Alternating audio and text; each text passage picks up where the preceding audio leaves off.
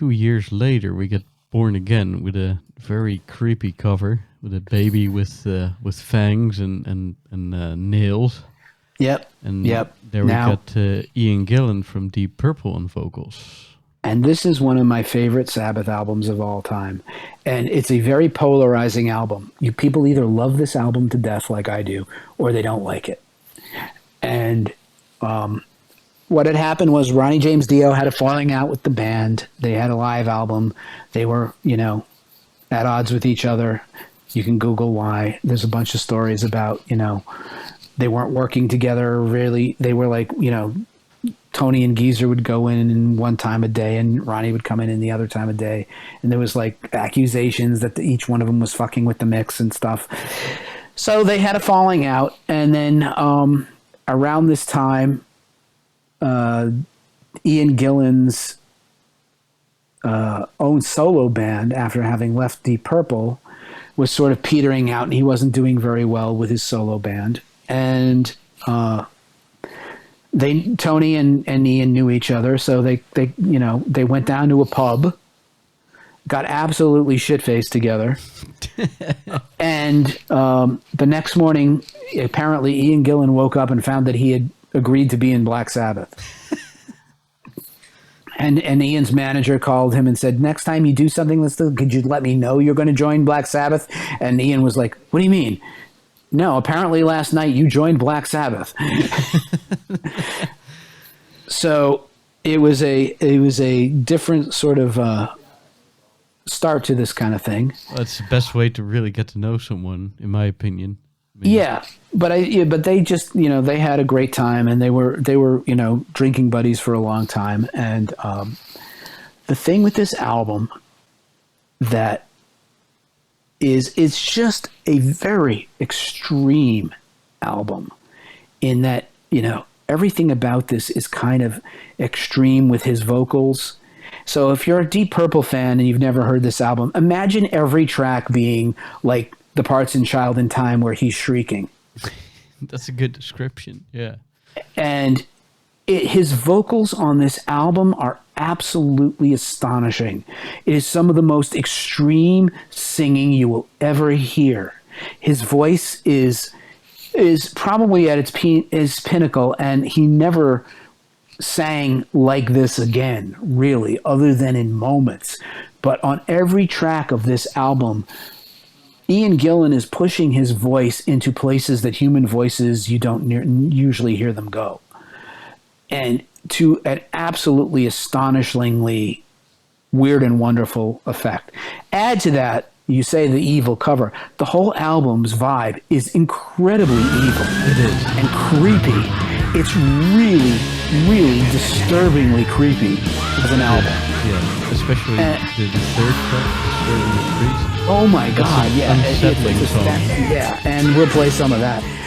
The whole album, all right, so it starts off with Trashed, and this ought to tell you, like, the mindset of the band. This is like, they went out in the countryside to record this album at Richard Branson of Virgin Atlantic, Richard Branson, Virgin Airlines.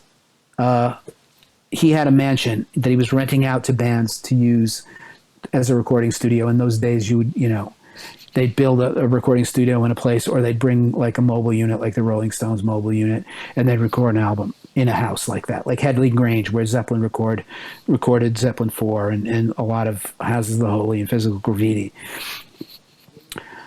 And they all sat around, and this place, in addition to being a mansion, he had like a go-kart racetrack on the premises, and they all got shit-faced one night, and they're driving around, they're like driving around this racetrack in real cars, I believe.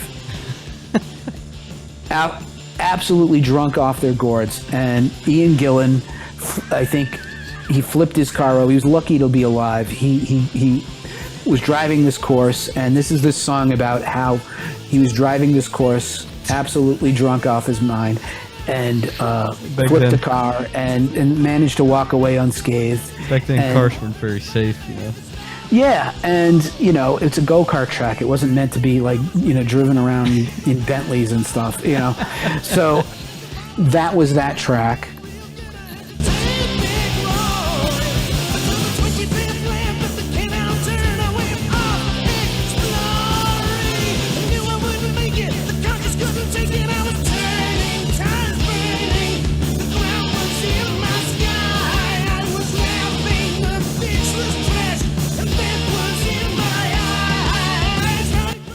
then in the tradition of having a creepy introduction to a song like we had with E5150 on the prior album, they have this track called Stonehenge, and Stonehenge became a thing, and that's where that sort of became on their tour of this album. That's sort of where the beginnings of the Stonehenge that morphed into the Spinal Tap Stonehenge happened. Yes.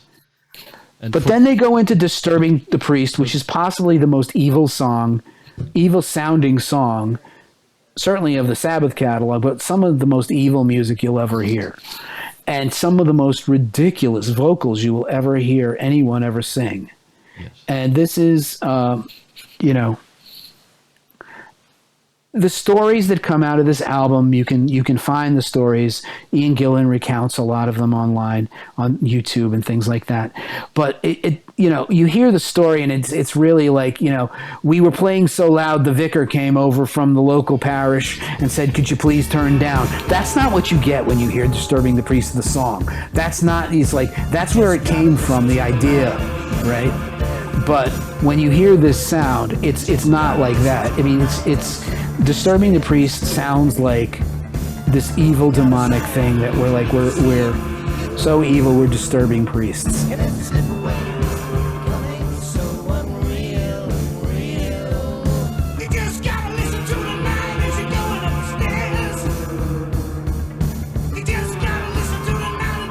And the other thing that I always thought was like, when they would do the tours live and you had like the song Black Sabbath, which we've talked about a lot, when Ozzy sang it, it sounded like, "Oh my God, please God help me." And he was like, sort of, he had this way of delivering those lines where it was like, this dark force is chasing me. Yes. Right. And when you hear Dio sing the same thing, it's kind of like the dark force is about to get you, right? Because he's singing it with a different character than Ozzy sang it, and he becomes sort of this more demonic side of things, whereas Ozzy is still sort of like, the guy who's running away. Dio is kind of like the guy who is like chasing you. And Ian Gillan, when he was singing things like Black Sabbath, he sounded like the devil incarnate had caught you and he's now torturing you and is taking delight in like torturing you. Satan sitting there, he's smiling.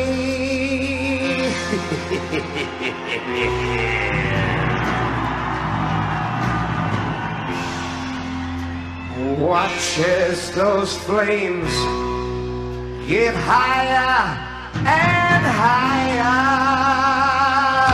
and higher.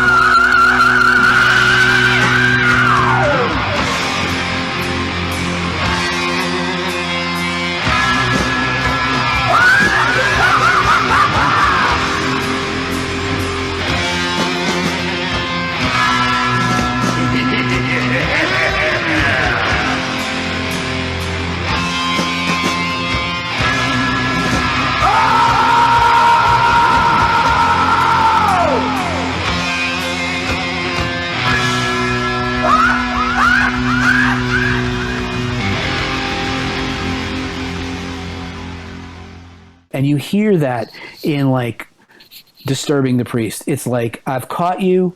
I am now roasting you over a spit, and I am laughing at you because I've caught you, and you are now my demonic plaything. And this album has a really creepy vibe to it. And when they toured this thing, I remember a friend of mine went and saw the tour, and he said, I was 2 songs in, I had to leave. He said, the hairs on my arm were standing up. It was just too off-putting, too weird, too creepy.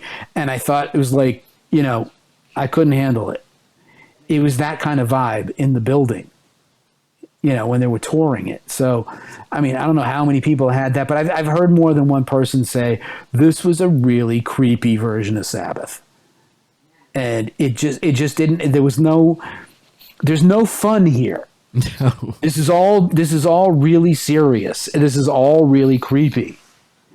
And, you know, you get songs like Disturbing the Priest, but then you have, like, again, another interlude into Zero the Hero. And Zero the Hero is another one of these grindy riff things, and it's just relentless.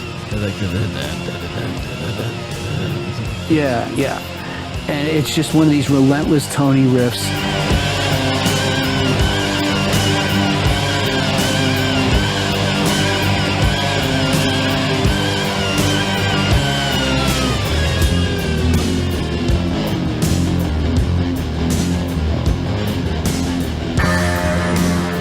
And by the way, they put out a couple of videos for these albums because this was '83 and MTV was happening.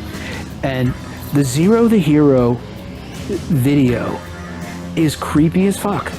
It's like you look at this, and I think they meant it to be sort of like funny tongue in cheek, but it didn't come across that way. It came across really, really weird and bizarre.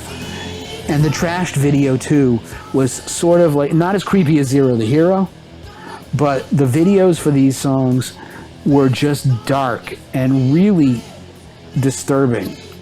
The imagery that they used was disturbing, and some of it was a little, you know, you can look back on it now, many decades later, and say it was a little comical. But in the day and in the era of the videos that were coming out, like this is the videos that are coming out at the same time as like the ZZ Top Eliminator videos. Hot chicks and hot rods and stuff. Right, and then you see like the video for Zero the Hero where it's like guys in a mental institution doing experiments on people, and it's just like, you know, really weird, dark stuff. But musically, this album is just absolutely amazing, and people hate the mix. People think the mix is muddy and all of that stuff, including guys like Ian Gillan, and they've talked about, you know, in recent months even, they've been remastering and remixing the Sabbath catalog. And they've all said, we would love to remix and remaster Born Again, but the tapes are lost. No one knows where the tapes are. They can't lay their hands on them. Oh, wow. But for me, the mix on this, it never bothered me at all. I mean, it's not like, it's not the best mix you'll ever hear in your life, and it's not the best production you'll ever hear in your life.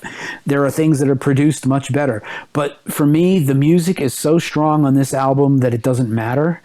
Geezer Butler's bass lines on things like Disturbing the Priest are just nasty as can be, and the riffs are great. And then, but Ian Gillan just steals the show with his vocal performance. Every song he's singing at full capacity and pushing his lungs to a place where you wouldn't think they could go. And you get that on Digital Bitch, which is sort of an up-tempo song. It's a little less creepy. It's a little bit more like a normal lyrical content song. But then you get into Born Again. And Born Again, the title track, is a slow, sort of plodding, epic thing where, again, Ian Gillan just takes this to a place that you can't believe vocally. He goes up and hits notes that are just, like, sick. Absolutely sick. And it's a really powerful tune. That's one of the slow Sabbath songs that just is really unlike anything you've heard in the catalog before, and mostly because of Ian Gillan.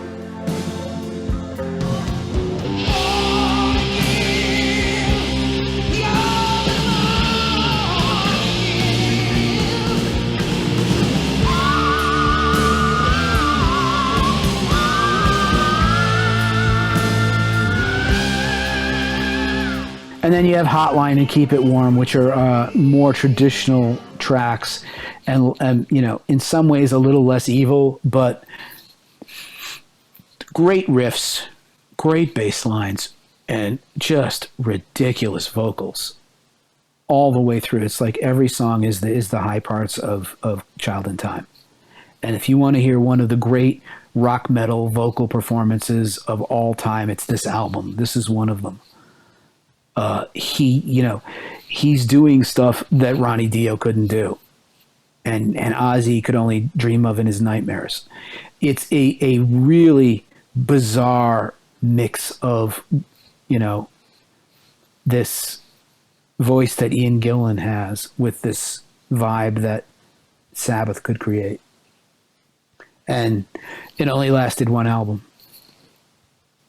But it kind of surprised me because Deep Purple isn't evil sounding music at all to me. Right, and Ian Gillan was not that kind of guy either. Yeah. They wanted him to dress in black. He wouldn't do it. He'd go on stage in red jeans and in like a biker vest and stuff. He just would not fit in with their evil stuff, and he wouldn't do it. But what he says to this day is, like, he said, the music we create, he said the mix is terrible. He couldn't believe how bad the mix was. But he said, the original music that he heard coming out of the monitors before it got mastered and all of that, he said it was really good stuff. And I think everybody would be pleased if they found those tapes and redid them. But even if you don't, I mean, I've heard this music now for a long time, and this is, like I said, one of my very favorite Sabbath albums, but I'm probably in the minority. A lot of people find it too creepy and the vibe too weird. And for me, it's just musical excellence. It's just, you're hearing performances of, everybody in this band at the top of their game doing something that's really striking and really different from what came before it. But still, it's still grounded in Tony's riffs and, good songs and all of these things. It's just extremely extreme sonically, and I think it's too much for some people. Yeah, you can't put it on in the background, and you cannot put it on No. when other people are around who are not ready for it. Right. And if heaven help you if you're having a bad trip or something like that. Oh, yeah. Or if you're not in a sober state of mind, or if you're susceptible to freaking out or something like that, this album can freak you out. Yeah, Yeah. for sure.